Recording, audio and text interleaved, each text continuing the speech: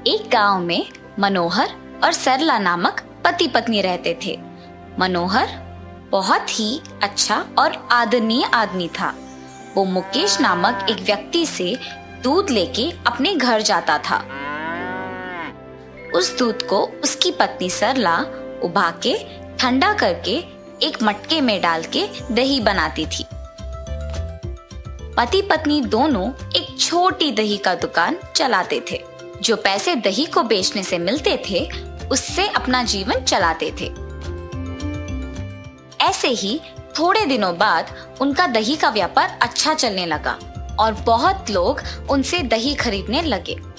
उसके पास दही बहुत जल्दी खत्म हो जाने के कारण बाकी लोग खाली हाथ वापस घर चले जाते थे। अगर मैं मुकेश से ज्यादा दूध लूंगा तो किसी को हमारे दुकान से खाली हाथ जाने की कोई जरूरत नहीं होगा।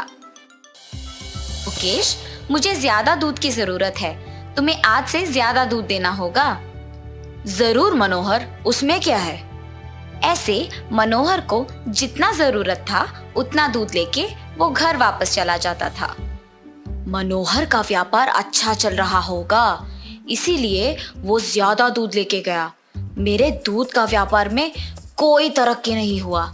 मुझसे सबसे ज्यादा दूध तो मनोहर ही लेता है, इसीलिए अगर मैं दूध में पानी मिलाऊंगा तो उसे कोई शक नहीं होगा। जैसे उसने सोचा वैसे ही अगले दिन वो मनोहर को देने वाला दूध में पानी मिला के देता है और सरला हर रोज की तरह उस दूध को दही बनाती है। अगले दिन जब मनोहर ने उस दही को देखा तो वो दही टूटा हुआ बना था और अगले दिन भी वही हुआ था। सरला, आज भी दही वैसे का ही बना है। इस बात के बारे में हमें कुछ करना होगा, वरना व्यापार को आगे नहीं ले जा सकेंगे। हाँ जी, पर अगर दूसरा दूध वाला भी ऐसे ही नहीं करेगा, इसका क्या भरोसा। अगर हम ही गाय को लेके एक भरोसेमंद आदमी को उनका देखभाल करने के लिए रख देते तो हमें दूध के बारे में सोचने की भी जरूरत नहीं पड़ेगा ना। सही सोच है सरला, बिल्कुल करेंगे। मैं कह देता हूँ उसे कि हमें अब दूध नहीं चाहिए। और उनके योजना के अनुसार वो दोनों गाय को लेकर एक भरोसेमंद आदमी को उनकी देखभाल के लिए रखते हैं और मनोहर ये बात मुकेश को कहने के लिए निकल पड़ता है। मुकेश, मुकेश! अरे मनोहर, इस वक्त पे क्यों आए हो? कुछ नहीं, बस इतना कहने के लिए कि आज से आपको हमें दूध बेचने की कोई जरूरत नहीं है। ऐसा क्यों? क्यों नहीं चाहिए दूध तुमको अब से? क्योंकि अब हमारे पास गाय है और उनके लिए एक रखवाला भी है। ऐसे कहकर मुकेश वहां से चला जाता है। अच्छे गुणवत्ता वाली दूध से दही बनाने के कारण बहुत लोग मनोहर के दुकान से खरीदते थे और इसकी वजह से उनका व्यापार भी अच्छा चलता है और वो दोनों सुख संपत्ति से जीते हैं। हर रोज की तरह जब मुकेश दूध देने बाहर निकलता है तो वो मनोहर के दुकान में दही के लिए लगी भीड़ देखता है। इस गांव में मनोहर का व्यापार बहुत अच्छा चल रहा है, इसीलिए मेरे पास दूध बंद करके उसको अब खुद गाय को खरीदने का साक्षाम है। उसका दुकान को ही बंद करवा दूंगा। ऐसे सोचकर वो अपने घर की फंक्शन में भजन के लिए बहुत लोगों को बुलाता है और दही के लिए मनोहर के दुकान को जाता है। मनोहर, मुझे एक मटका भर दही चाहिए। उतना दही क्यों मुकेश? मेरे घर में आज भजन है तो सबके लिए भोजन भी है। ऐसे कहकर वो दही लेके जाता है। घर जाते ही मनोहर के दिए हुए मटके का दही को दूसरी बर्तन में खाली करके मुकेश के दूध मिश्रण से बनाए हुए दही को उस मटके में डालता है।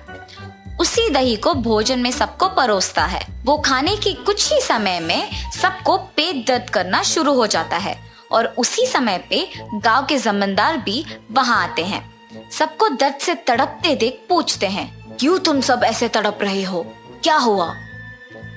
जब से यहाँ का दही खाया है तब से ऐसे ही तड़प रहे हैं। मुकेश, दही में क्या मिलाया तुमने? वो खा के ऐसे क्यों तड़प रहे हैं सब? प्रभु, मुझे कुछ नहीं पता। ये दही मैं मनोहर से खरीद लाया। सैनिकों, तुरंत मनोहर को मेरे पास लाओ। जमींदार की आज्ञा के अनुसार सैनिक मनोहर को उनके पास लेके आते हैं। मनोहर के साथ साथ उसकी पत्नी भी उसके पीछे जमींदार के पास आ पहुंचती है। क्या तुमने मुकेश को ये दही बेचा? जी प्रभु। तुम्हारे बेचे हुए दही के वजह से यहाँ सब दर्द के मारे तड़प रहे हैं। तुमने इसमें क्या मिलाया? मैंने आज बहुत लोगों को यही दही बेचा है, उनको कुछ नहीं हुआ। मैंने दही में कुछ नहीं मिलाया प्रभु, मुझे पता नहीं ये कैसे हुआ। जमींदार मनोहर को बंदी घर में बंद करने की आज्ञा देते हैं और सैनिक उसे ले जाते हैं।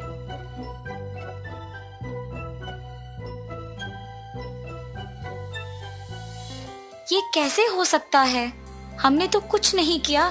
क्या इसमें मुकेश का हाथ है? ऐसे सोच ही रही थी कि उसके सामने से मुकेश अपने घर जा रहा होता है। अगर मैं मुकेश के पीछे चलूं तो शायद कुछ पता चलेगा और इस समस्या का हल मिलेगा। और वो मुकेश का पीछा करती है। मुकेश घर जाके अपनी पत्नी को मनोहर के साथ किया हुआ बताता है। सरला सच सुनकर वहां से जा रही होती है कि बगल में छुपा दही का मटका उसे दिखता है। अरे, ये तो हमारे दुकान का दही है। इसने पूरा दही दूसरे मटके में डाल दिया। मुझे अभी ये बात जमींदार को बताना होगा। और ऐसे ही वो दही का मटका अपने साथ लेकर जमींदार को दिखाकर सब सच समझाती है। जमींदार अपने सैनिकों को मनोहर को मुक्त करके मुकेश को बंदी करने की आज्ञा देते हैं और सैनिक जमींदार का कहा मानकर मुकेश को बंदी कर देते हैं।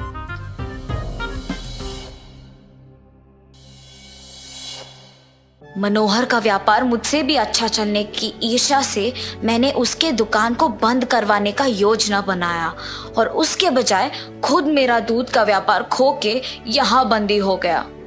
ऐसे उसको अपनी गलती का एहसास होता है। अपनी पत्नी के होशियारी और बुद्धि से मनोहर को बचाने के लिए वो बहुत खुश होता है और दोनों हमेशा की तरह अपना दही का व्यापार खुशी से करते हैं। एक बार एक गांव में कृष्णा नामक व्यक्ति रहता था। हर रोज वह दूध से घी बनाया करता था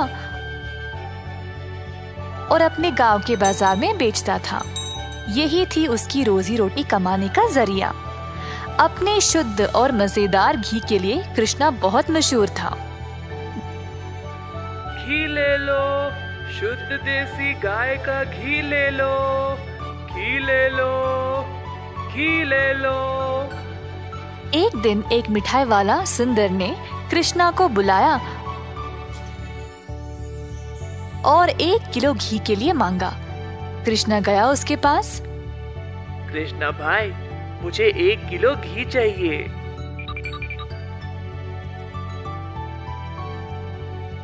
कृष्णा घी को तोलने लगा। जब सुंदर ने देखा कि घी कितना शुद्ध था तो वह अपने आप को रोक ही नहीं पाया। सुंदर ने और घी लेने का निर्णय लिया। रुको कृष्णा, मुझे तुम 1 नहीं 2 किलो घी दे देना। पता नहीं बाद में बचेगा या नहीं। तुम्हारा घी सबसे शुद्ध है और मुझे स्वादिष्ट मिठाई बनाने में मदद करता है। ओ बढ़िया जी, धन्यवाद सुंदर साहब। ये लो आपके 2 किलो घी। सुंदर ने खुशी से घी लिया और फिर दोनों अपने अपने रास्ते चले गए। जैसे कृष्णा चलता गया, गांव के लोग उसको एक एक करके घी खरीदने बुला रहे थे। दोपहर तक सारी घी बिक चुकी थी क्योंकि वो घी था ही इतना स्वादिष्ट। अपनी कमाई लेकर कृष्णा अपने भाई कुशल के पास दूध खरीदने गया ताकि वह अगले दिन के लिए और घी बना सके।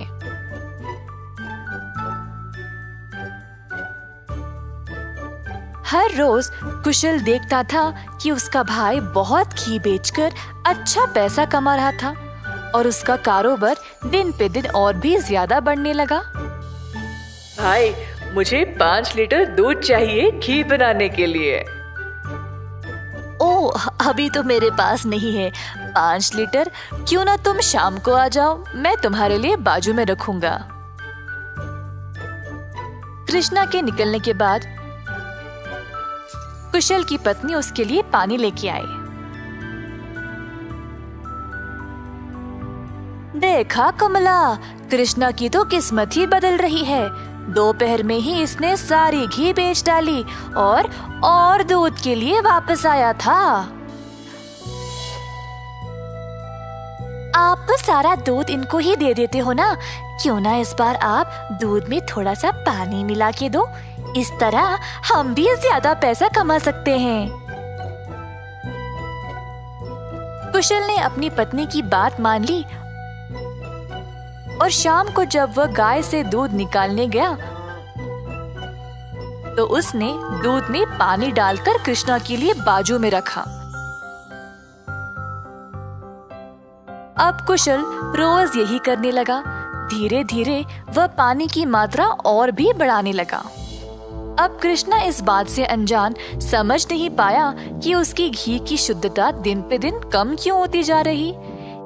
इस वजह से उसके बहुत सारे ग्राहक भी कम होते गए। अब कृष्णा दूध की गुणवत्ता को जांचना चाहता था, तो उसने दही जमाया। जब दही जमा तो उसने ऊपर इतना सारा पानी देखा। शायद गाय की सेहत ठीक नहीं है, इसीलिए अच्छा दूध नहीं दे रही होगी। मैं कुशल को ये बात बोलता हूँ। जब कृष्णा कुशल के घर गया तो उसने अपने भाई और उसकी पत्नी को दूध में पानी मिलाते हुए देख लिया। अब उसको समझ आ गया कि उसकी घी की शुद्धता इतनी कम क्यों हो गई थी। ना जानते हुए कि वह क्या करे और बिना कुछ कहे कृष्णा वहाँ से निराश होकर चला गया। अब कृष्णा ने अपनी कमाई से 2 गाय खरीदे और खुद दूध निकालना शुरू किया। अब फिर से कृष्णा अच्छी वाली शुद्ध घी बनाने लगा। कृष्णा ने अपनी एक छोटी सी दुकान खोल ली जहाँ पे वो शुद्ध देसी घी बेचने लगा। उसी समय सुंदर उसके पास आया और बोला, हाय कृष्णा, पिछले कुछ दिनों से घी कुछ ठीक नहीं है। मेरे मिठाइयों के लिए अच्छे ग्राहक थे, केवल आपकी शुद्ध घी की वजह से। उम्मीद है अब आप अच्छा घी बना रहे हो। मैं चाहता हूँ कि मेरे ग्राहक वापस आ जाए। आप ये 2 गाय देख रहे हो, ये मैंने ही लाए हैं अब खुद दूध निकालने। अब से मैं ही दूध निकाल रहा हूँ, तो आज से घी भी सबसे बढ़िया मिलेगी। जैसे दिन बीतते गए, अब कृष्णा से और लोग घी खरीदने लगे। कुछ ही दिनों में कृष्णा ने और गाय खरीदे। उसने कुछ नौकरों को अपनी दुकान पर काम पे भी लगाया, हाथ बटाने के लिए। अंततः कृष्णा काफी अमीर बन गया और ईमानदारी से अपना कारोबार चला रहा था। इसी दौरान कुशल, जिसने अपने ही भाई की प्रतिष्ठा को बर्बाद करने की कोशिश की, गांव में अपने मिलावटी दूध के लिए पकड़ा गया। अब कुशल दूध भी नहीं बेच पाया और जल्द नुकसान में पड़ गया। उसे समझ नहीं आया कि अब वह क्या करे। कुशल को अपनी गलती का एहसास हुआ और अपने भाई से माफी मांगने गया। उसने कृष्णा से भीख मांगी माफी के लिए और नौकरी के लिए, ताकि वह अपने कर्जों को चुका सके। दयालु कृष्णा ने तुरंत अपने भाई को क्षमा कर दिया और गायों और कामगार की देखरेख के लिए काम दे दिया। इस कहानी से हम ये सीखते हैं कि दिल से माफी मांगने वाले को माफ कर देना चाहिए और हमेशा एक अच्छी प्रतिष्ठा रखनी चाहिए। दूध वाला। बिकनूर नामक एक नगर में रहता था एक राजा चंद्रसेना। उसका मंत्री कबीर सिंह उसके दूध का कारोबार संभालता था। उन्होंने बहुत सारी स्वस्थ गायों को पाला जो अच्छा और गाढ़ा दूध देते थे। ये दूध सारे गांव में बेचा जाता था।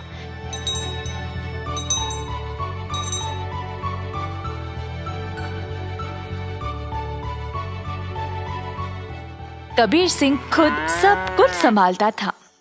कबीर सिंह की पीढ़ी भी महाराजा के लिए काम करते आ रहे थे और इस वजह से चंद्रसेना उसका बहुत आदर करते थे। कबीर सिंह ने भी राजा को कभी भी निराश नहीं किया।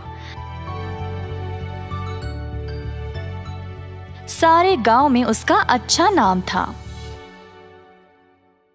हर रोज कबीर सिंह खेत पर जाता था। उसने बहुत लोगों को काम पे रखा गायों की देखभाल के लिए, ताकि वे अच्छे से खाए और सेहतमंद रहे। गायों को घास चराने के लिए वह दिन में कम से कम 2 बार भेजता था।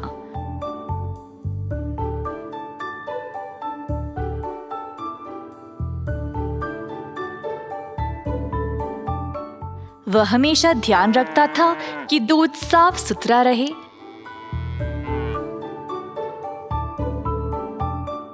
दूध निकालने के बाद वह 10 दूध वालों को देता था, ताकि वह गांव में जाकर बेच दे।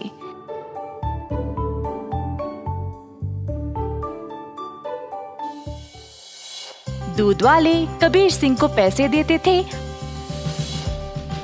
और कबीर जाकर चंद्रसेना को। चंद्रसेना ने देखा कि कैसे कबीर ईमानदारी से काम करता था और उस पे पूरा भरोसा रखा। महाराज कबीर के साथ अच्छा बर्ताव करते थे और कबीर राजा के बारे में भी अपनी बहनों को बताया करता था। एक दिन जब कबीर घर वापस आया तो उसने अपने बहनों को बहुत गुस्से में और परेशानी में देखा। क्या बात है, तुम सब इतने गुस्से में क्यों हो? हम तीनों की उम्र हो गई है शादी के लिए, पर क्या फायदा, शादी के लिए पैसे ही नहीं है। कपड़े और गहनों को छोड़ो, हमारे पास खाने पीने के लिए पैसे काफी नहीं है। मैं तुम लोगों के लिए ही इतना मेहनत करता हूँ, अगर इससे भी खुश नहीं हो तो मेरी सारी मेहनत ही बेकार हो रही है। आप तो महाराजा के मंत्री हो ना, पर आप अपनी आमदनी किसी भी जरूरतमंद को दे देते हो। और आप दूध का कारोबार भी संभाल रहे हो ना अकेले, उसमें भी कोई मुनाफा नहीं मिल रहा है आपको। ऐसा क्यों? शायद हमारी कोई फिक्र नहीं है, इसीलिए। तीनों बहनें रोने लगी और कबीर को बहुत बुरा लगा। अब तुम सब मत रो, मुझे बर्दाश्त नहीं होता। अब बोलो मैं क्या करूं? मैं वही करूंगा। वैसे आपको ज्यादा कुछ करने की जरूरत नहीं, आप दूध का सारा कारोबार संभालते हो ना। अगर आप उसमें थोड़ा पानी मिलाकर बेचोगे तो आप ज्यादा बेच पाओगे। हाँ, और अधिक दूध से आप ज्यादा मुनाफा भी कमा सकते हो। पर ये तो धोखा हुआ, मैं राजा के साथ ऐसा नहीं कर सकता। कबीर सिंह ने ऐसा करने से मना कर दिया था, पर उसकी बहनों ने उसको भावुक करके जैसे तैसे उससे ये काम करवा ही दिया। कबीर सिंह अक्सर कमाए गए पैसे राजा को देता था और बाकी के पैसे अपनी बहनों को देने लगा। मुझे ऐसा करना नहीं पसंद, ये आखिरी बार है, इसके बाद मुझे ये सब करने के लिए नहीं बोलना। कबीर की बातें सुनकर बहनों ने उसको पैसे वापस किए और घर छोड़कर जाने का नाटक करने लगी। कबीर के पूछने पर तीनों ने धमकी दी कि वे घर छोड़कर चले जाएंगे। मजबूर होकर कबीर को उनकी बात माननी ही पड़ी। कमाए गए पैसे राजा को देकर अधिक पैसे अपनी बहनों को देने लगा। ये सिलसिला कई दिनों तक चलता रहा। कुछ ही समय में कबीर की बहनें नए नए साड़ियां और गहने खरीदने लगे और अच्छा खासा खाने भी लगे। उनकी जिंदगी ही बदल गई। घर पर बैठे बिना तीनों सज धज के बाहर घूमने लगे, सबके आगे दिखावा करने के लिए।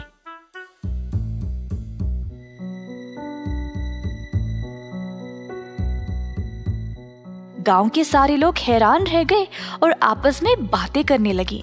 ये 3 बहनें कबीर की कमाई को ऐसे इस्तेमाल कर रहे हैं, मैंने कभी नहीं देखा किसी को ऐसा करते हुए। पर कबीर सिंह के पास इतने पैसे आए कहाँ से? सब लोग कबीर के बारे में बातें करने लगे और बाकी के मंत्री कबीर की कमाई पर ईर्ष्या करने लगे, तो इस बात पर जांच करना शुरू कर दिए। जल्द उनको सच पता चल गया कि वह दूध में पानी मिलाकर बेच रहा था। 70% राजा को देकर बाकी के 30% अपनी जेब में डाल रहा था।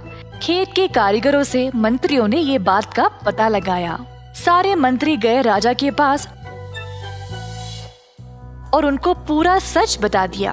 अब क्योंकि राजा को कबीर से बहुत लगाव था, उनको इस बात पर यकीन ही नहीं हुआ, पर उनके पास और कोई रास्ता नहीं था सिवाय कबीर को दंड देने का। तीनों बहनें आए कैद खाने अपने भाई को देखने के लिए और उनको बहुत बुरा लगा कि उनकी ही वजह से उनका भाई आज जेल में बंद पड़ा है। बहनों को अपनी गलती का एहसास हुआ और तीनों गए महाराजा के पास और उनको सब सच बताया कि असल में ये सब उन तीनों की ही गलती है और कबीर दोषी नहीं है। उन्होंने राजा से भीख मांगी कबीर को छोड़ने के लिए। जब राजा ने ये सब सुना तो उन्होंने तीनों बहनों को भी कबीर के साथ कैद खाने में ही डाल दिया और कहा, दंड केवल गलत करने वाले को ही नहीं, गलत सोचने वाले को और गलती में हिस्सा लेने वाले को भी मिलनी चाहिए। एक बार एक गांव में एक बुढ़िया रहती थी जिसका नाम था करुणा। वो तरह तरह के अचार बनाकर बेचती थी।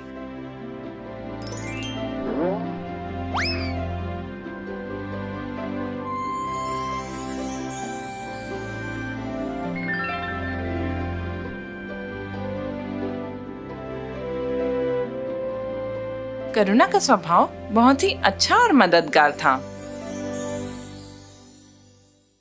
उस गांव में कोई अचार की दुकान नहीं थी। कुछ ही दिनों में करुणा का व्यापार बढ़ने लगा और उसने अपने घर के बाहर एक नई दुकान लगाई जहां से वो अचार बेचने लगी।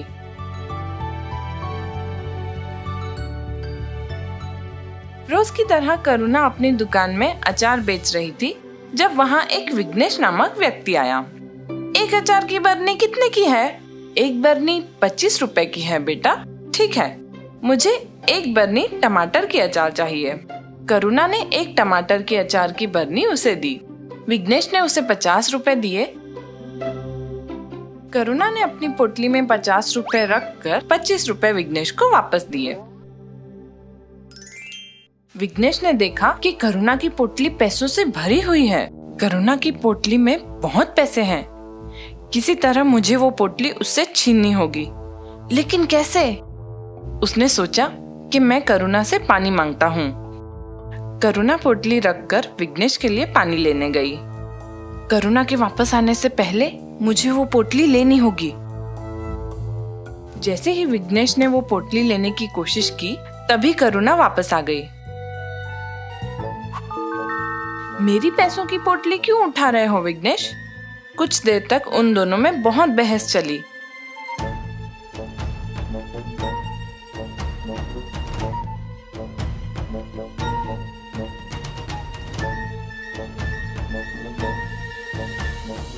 और विघ्नेश ने कहा, अब ये पंचायत ही तय करेगी कि ये पोटली किसकी है। तो अब मुझे पंचायत में बताना पड़ेगा कि ये मेरी पोटली है। विघ्नेश अभी छोटा है और अगर पूरी पंचायत के सामने उसे गलत साबित किया तो ये उसके लिए अच्छा नहीं होगा। वो अपनी गलतियों से खुद सीख जाएगा। अगर तुम्हें लगता है कि ये पोटली तुम्हारी है तो तुम इसे रख लो, मुझे कोई बहस नहीं करनी है। विघ्नेश ये सुन के बहुत खुश हुआ और वहां से चला गया। वो घर पहुंचते ही उस पोटली के पैसों को गिनने लगा। लगता है करुणा अचार बेचकर बहुत पैसे कमाती है, तभी उसने अपनी पोटली मुझे दे दी। मैं भी स्वादिष्ट अचार बनाकर बेचूंगा।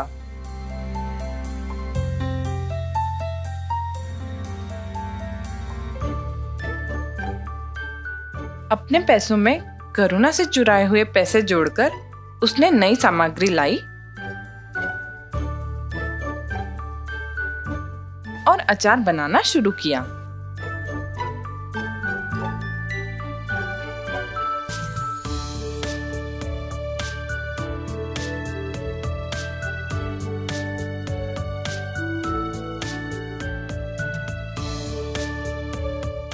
करुणा की दुकान के ठीक सामने विघ्नेश ने अपनी दुकान लगाई।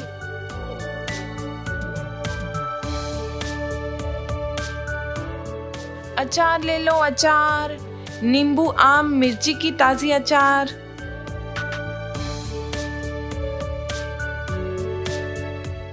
करुणा ने ये देखा कि इसने मेरे पैसों से अपनी दुकान एक मेरी दुकान के सामने लगाई है, लेकिन फिर भी करुणा के जो ग्राहक थे वो उससे ही अचार लेते थे।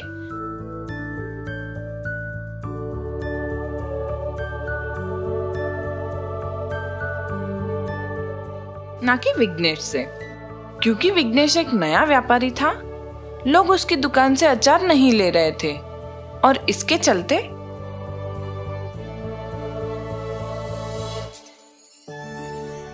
अचार पड़े पड़े सड़ने लगे। विघ्नेश बहुत दुखी हो गया था।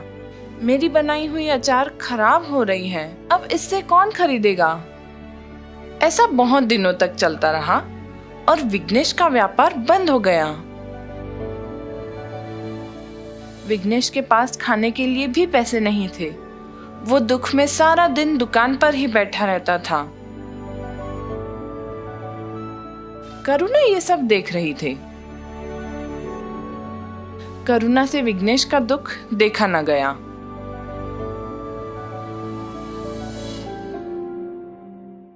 और वो उसके दुकान पर गई। विघ्नेश ने करुणा को देखकर भी अनदेखा किया। विघ्नेश, तुम क्यों दुखी हो? तुम अचार की बरनियां बदल क्यों नहीं रहे हो? विघ्नेश ने करुणा को पूरी बात बताई।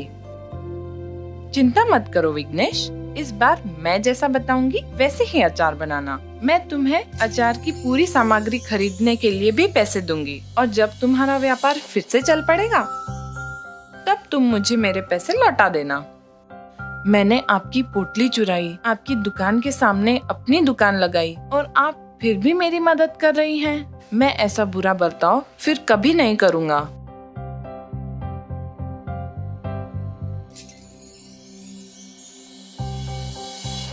जैसा करुणा ने बताया, विघ्नेश ने वैसा ही किया।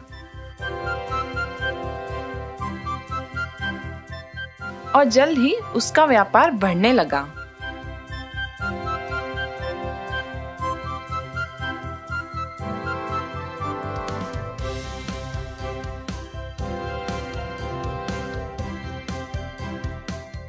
विघ्नेश ने करुणा के सारे पैसे लौटा दिए। अब हर काम ईमानदारी से करना विघ्नेश। आपकी अच्छाई के कारण आज मैं अच्छे से व्यापार कर पा रहा हूँ।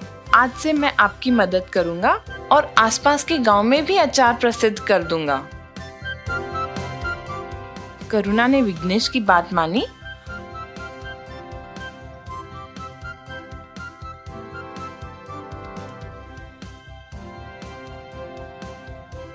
और अचार आसपास के गांव में बहुत प्रसिद्ध हुई।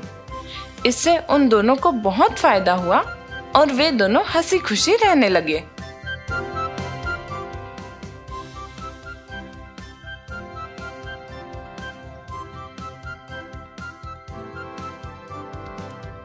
माधवपुर नामक एक गांव में थे दो आदमी, विनोद और सात्विक, जो पड़ोसी थे। विनोद था बहुत आलसी और कोई काम नहीं करता था। पर सात्विक के पास बहुत गाय थे, जिनका दूध बेचकर वह पैसे कमाया करता था। इसी दौरान दूध का धंधा काफी बढ़ रहा था, तो सात्विक ने सोचा कि अब वह पड़ोसी गांव में भी दूध बेचना शुरू करेगा। अपने जमाए हुए पैसों से उसने नई साइकिल खरीदी, जिससे वह बाकी के गांवों में जाकर दूध बेचने लगा। एक सुबह जब सात्विक काम के लिए अपनी साइकिल पर निकला, तब विनोद ने उसको देखा। अरे, मुझे बिना बताए सात्विक ने नई साइकिल खरीद ली। उसके लौटने के बाद पूछूंगा। ऐसा सोचकर विनोद उसके घर के बाहर सात्विक के लौटने का इंतजार करने लगा। कुछ समय बाद सात्विक दूध बेचकर वापस आया। जब हो सात्विक, तुमने नई साइकिल खरीद ली? हाँ विनोद, क्यों, क्या हुआ? अरे कुछ नहीं, बस यही जानना चाहता था कि नई साइकिल के लिए पैसे कहाँ से आए। भाई, आज तक जो भी दूध बेचा ना, उसमें से मैंने थोड़ा थोड़ा जमाया इस साइकिल के लिए, जिसकी मदद से अब मैं पास वाले गांव में भी जाकर दूध बेचने लगा हूँ। अच्छा, अरे तू तो काफी समझदार निकला सात्विक। विनोद हंसते हुए सात्विक के लिए खुश होने का नाटक किया और फिर अपने घर चला गया। घर जाकर विनोद सोच में पड़ गया कि इतने कम समय में सात्विक ने नई साइकिल खरीद कैसे ली। विनोद ने खुद तो कुछ नहीं लिया। उदास होकर विनोद गहरी सोच में ही डूबा रहा। मैं क्यों इतना उदास रहूं? अगर मैं भी सात्विक की तरह कुछ काम करूं तो पैसे जमा कर मैं भी अपनी मनपसंद चीजें खरीद सकता हूं, पर मैं करूं क्या? अरे हाँ, मुझे तो जलेबी बनाना बहुत अच्छी तरह से आता है। हाँ, मैं एक जलेबी की दुकान शुरू करूंगा। फिर अगले दिन विनोद ने अपनी एक छोटी सी दुकान खोल ली और गरम गरम जलेबी बेचने लगा।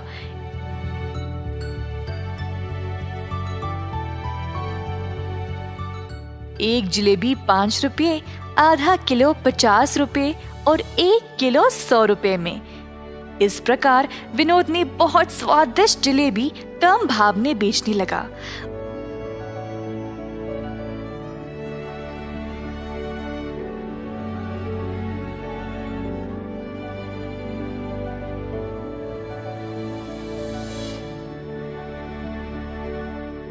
उसके गर्मा गर्म जलेबियों की सुगंध गांव के कोने कोने तक पहुंच गई।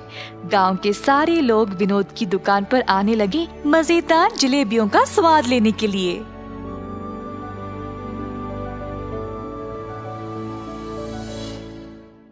कुछ ही दिनों में विनोद की जलेबी बहुत मशहूर हो गई।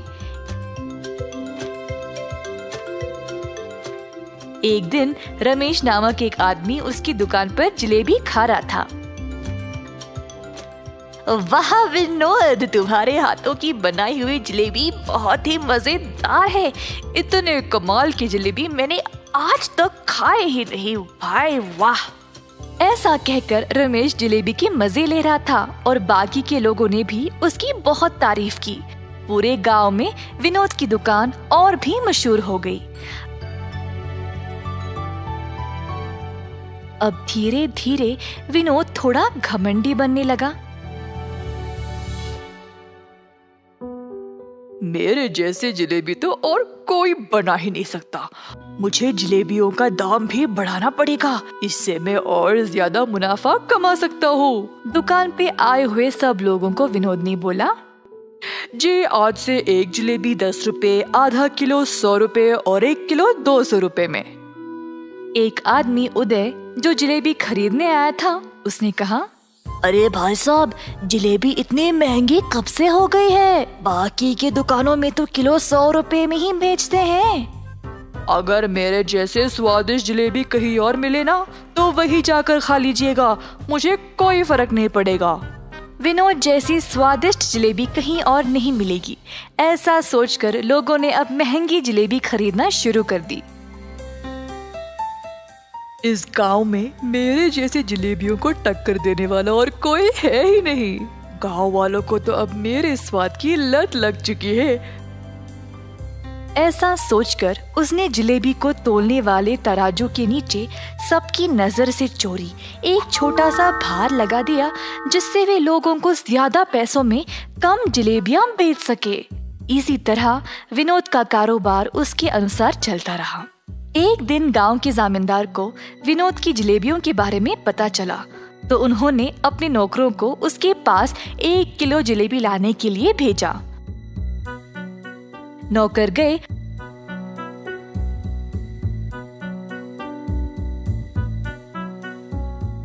और विनोद के यहाँ से 1 किलो जलेबी ले आए और जमींदार जी को दे दिया। जमींदार जी ने देखा कि जलेबियां तो 1 किलो से कम है। मैंने तो 1 किलो मंगवाया था, ये तो उससे कम है। मेरे आदेश का पालन क्यों नहीं किया? कहा जमींदार जी ने गुस्से से। साहब जी, हमने तो दुकानदार को 1 किलो ही देने को बोला था और फिर उसने इतना ही दिया। हमारी कोई गलती नहीं है प्रभु। चलो हम इस जलेबी वाले के पास जाकर देखते हैं कि वह असल में कर क्या रहा है। दुकान के पास पहुंचने ही वाले थे जब जमींदार जी ने एक भिखारी को उस जलेबी की दुकान की ओर जाते हुए देखा तो वह रुक गए और अपने नौकरों को भी रोक दिया। जमींदार जी देखना चाहते थे कि दुकानदार उस भिखारी को किस तरह जलेबी बेचेगा। जमींदार और उनके नौकर पास वाली दुकान के पास खड़े होकर नजारा देखने लगे। एक जलेबी कितने की है भाई साहब? एक जलेबी 10 रुपए। भिखारी के पास थे सिर्फ 2 रुपए, तो उसने वो निकाला और बोला, बस एक जलेबी दे दो। विनोद ने कहा, 10 रुपए की एक जलेबी है, 2 रुपए में नहीं मिलेगी।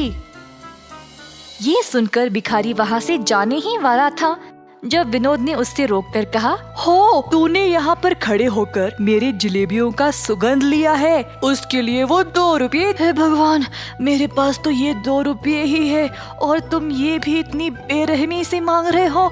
मैं नहीं दूंगा। इसी दौरान जमींदार जी वहाँ पर पहुँचे और अपने पास रखे हुए पैसों का थैला भिखारी को दिया और कहा, तुम्हारे 2 रुपए के बदले में इस दुकानदार को तुम ये पैसे का थैला दे दो। अरे आप तो बड़े लोग हो साहब, आपको तो न्याय करना चाहिए। अगर आप इस दुकानदार को पैसे दे दोगे तो कैसे? मेरी बात मानो और दुकानदार को ये पैसे दे दो। भिखारी ने माना और पैसे विनोद को देने गया जब जमींदार ने कहा, 1 मिनट रुको, इस थैले को पहले जोर से हिलाओ। भिखारी ने थैले को जोर से हिलाया तो थैले में से सिक्के छन छन करने लगे। पैसों की आवाज सुनाई दी क्या विनोद? सुनाई दी साहब। अगर ये बात है तो फिर भिखारी ने अपना भुगतान दे दिया है।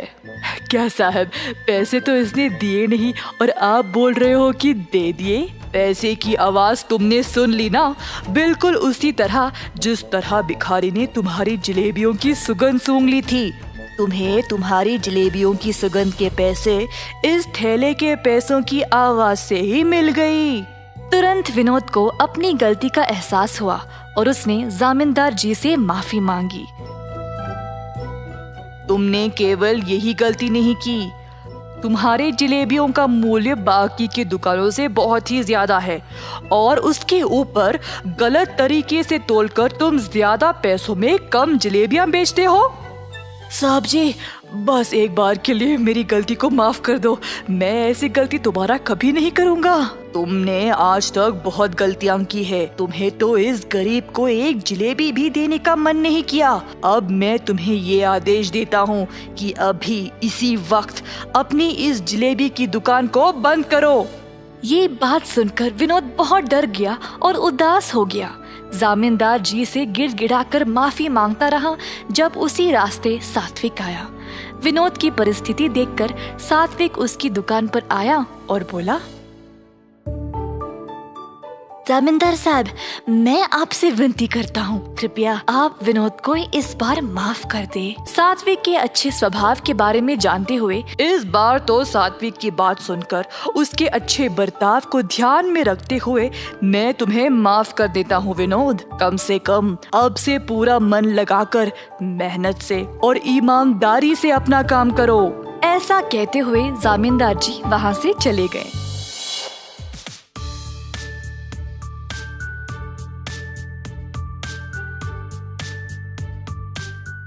सात्विक और जमींदार जी की बात सुनकर विनोद ने अच्छा नाम कमाने का ठान लिया। पूरी लगन और ईमानदारी से उसने दोबारा अपना कारोबार शुरू किया। इस वजह से अब और भी लोग उसके पास जलेबी खाने आने लगे।